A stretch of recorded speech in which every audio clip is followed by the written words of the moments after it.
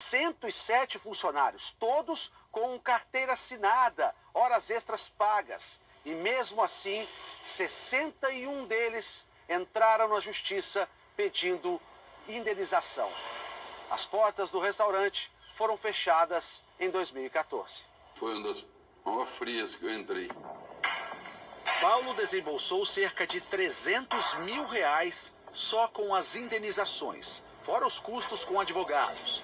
Ele garante que nunca fez nada errado.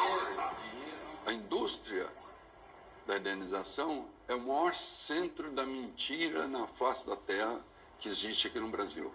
Porque você pode chegar lá, contar tantas histórias, aceita o papel, aceita tudo. A consolidação das leis do trabalho, ou CLT, é um conjunto de regras de proteção ao trabalhador. Ela tem quase 74 anos.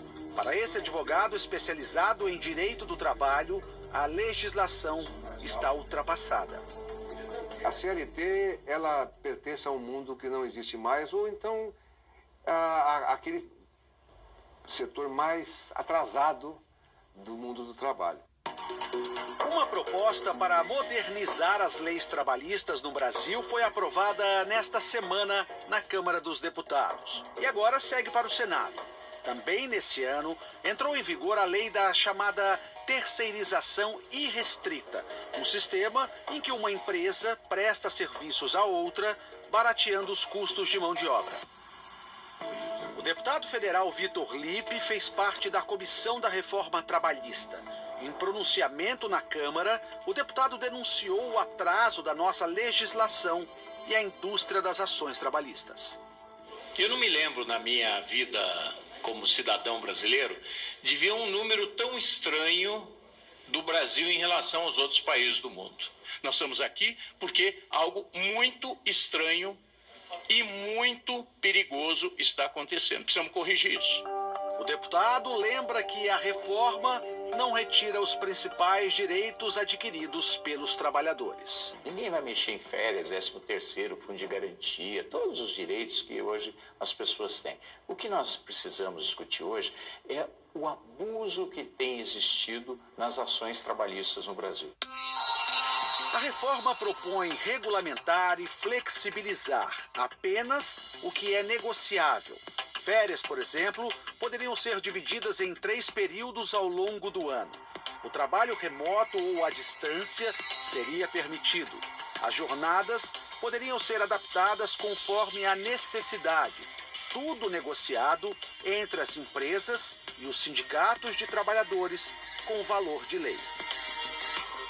Hoje as pessoas querem ter mais flexibilidade no trabalho. Tem muita gente que gostaria de trabalhar 3 vezes por semana, que gostaria de trabalhar em casa, que gostaria de ter outros horários, de trabalhar em vez de 8 horas por dia, trabalhar 4 horas por dia ou 3 horas por dia e receber por isso. Hoje não é respeitado esse tipo de contrato, porque você tem que seguir o que já está lá na legislação.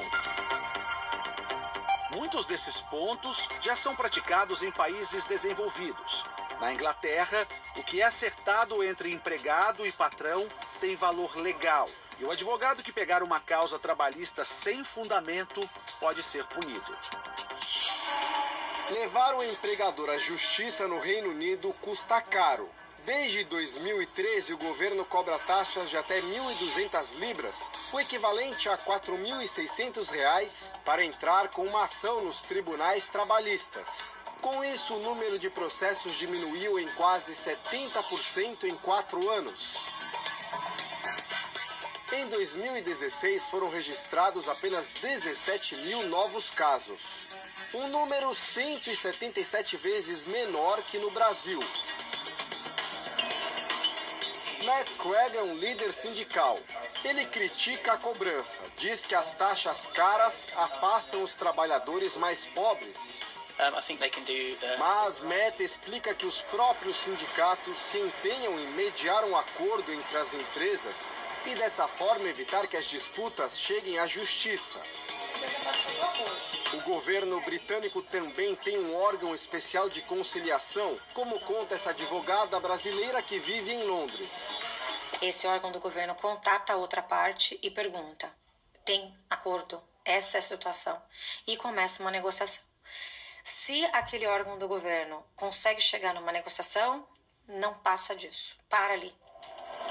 Aqui no Reino Unido, a legislação trabalhista é muito mais flexível do que no Brasil. Carteira de trabalho não existe. As jornadas não são regulamentadas, mas sim discutidas diretamente entre patrão e empregado. Uma pessoa pode ser contratada para executar um serviço por 2 horas num dia, 3 horas no outro, 5 horas no dia seguinte. Não importa, no final da semana ela vai receber exatamente pelas horas que trabalhou. Tudo é colocado num contrato de trabalho. E depois, se houver alguma mudança, como por exemplo o aumento de salário, basta oficializar com um e-mail de confirmação. Tudo isso simplifica a relação profissional e faz com que as demissões normalmente sejam amigáveis. Segundo a advogada brasileira, no geral, o trabalhador inglês não recorre à justiça. E mesmo que resolva processar o ex-patrão, dificilmente vai encontrar um advogado disposto a assumir o caso se não tiver provas convincentes de que foi lesado. Se esse direito não está sendo violado, não existe, nós não podemos levar o caso adiante. Porque nós poderemos ser repreendidos pelo nosso conselho de advogados, aqui, nossa ordem dos advogados. E até o juiz pode nos denunciar, dizendo que nós estamos conduzindo um caso que é inexistente. Aqui nos Estados Unidos, se fosse feita uma consolidação das leis trabalhistas federais, ela caberia num cartão deste tamanho. Basicamente, o governo estabelece um salário mínimo, a jornada de 40 horas semanais e, se o funcionário precisar esticar, o pagamento de horas extras. Fora isso, cada estado cria as próprias regras. As leis estaduais funcionam como uma proteção mínima do trabalhador. Mínima mesmo. Em Nova York, por exemplo, a legislação não prevê férias remuneradas. O que vale é o que está no contrato de trabalho. Se o colaborador quiser férias ou qualquer outro benefício, precisa negociar direto com o patrão. O advogado Michael Lemonsoff explica que num lugar competitivo como Nova York, os empresários precisam atrair os melhores funcionários. Por isso, é comum eles permitirem pausa para almoço, férias e até licença maternidade remunerada, o que também não está previsto em lei. A lei da oferta e da procura faz com que a situação não seja sempre desfavorável ao empregado. Como o desemprego nos Estados Unidos atingiu o menor nível em 9 anos, os americanos podem escolher onde preferem trabalhar. Michael conta que ele mesmo oferece muitos incentivos para manter os mais de 50 funcionários que tem no escritório.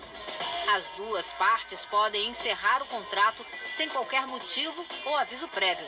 A indenização pode ser uma multa prevista no acordo.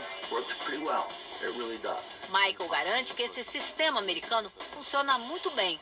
Quase sempre não há disputas na justiça.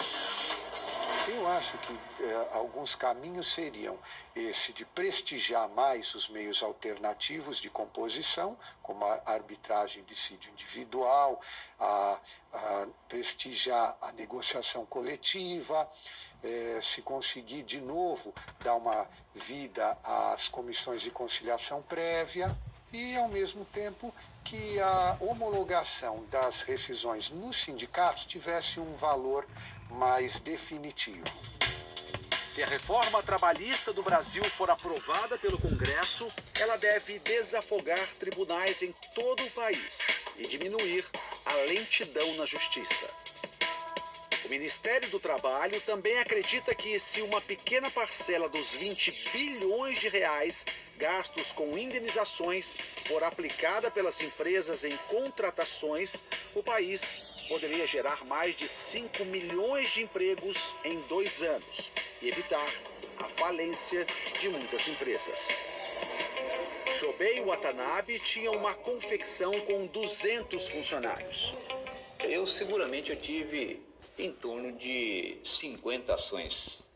Fundamentadas ou não fundamentadas? A maioria não fundamentadas, mas a Justiça do Trabalho aqui no Brasil, ela parte da premissa de que o empregador sempre é culpado e sempre ele deve. Falido, ele fechou a fábrica e foi estudar direito. Hoje se dedica a defender empresários em disputas trabalhistas. Hoje eu não dou emprego para ninguém mais. Hoje eu trabalho eu e o meu filho, que é advogado também. O senhor nunca mais pretende abrir uma empresa? Eu não pretendo. E eu não recomendo nem que meu filho abra a empresa, a não ser que a legislação seja alterada. Roberto, que apareceu no início desta reportagem, hoje é consultor. Escreveu um livro intitulado A Indústria Brasileira das Ações Trabalhistas. Nele, orienta colegas do ramo a não cair nas ciladas que acabaram com a vida empresarial dele. Nunca mais você pretende ter funcionário na tua vida? Nunca. Não? Nunca, infelizmente. Porque eu lamento pelos bons que pagaram pelos maus. Para ele, manter as coisas do jeito que estão só é bom para os empregos dos outros países. Muitas empresas que eu conheço que já montaram as suas estratégias, têm plantas para fabricarem os mesmos produtos, com a mesma qualidade, só que em outros países.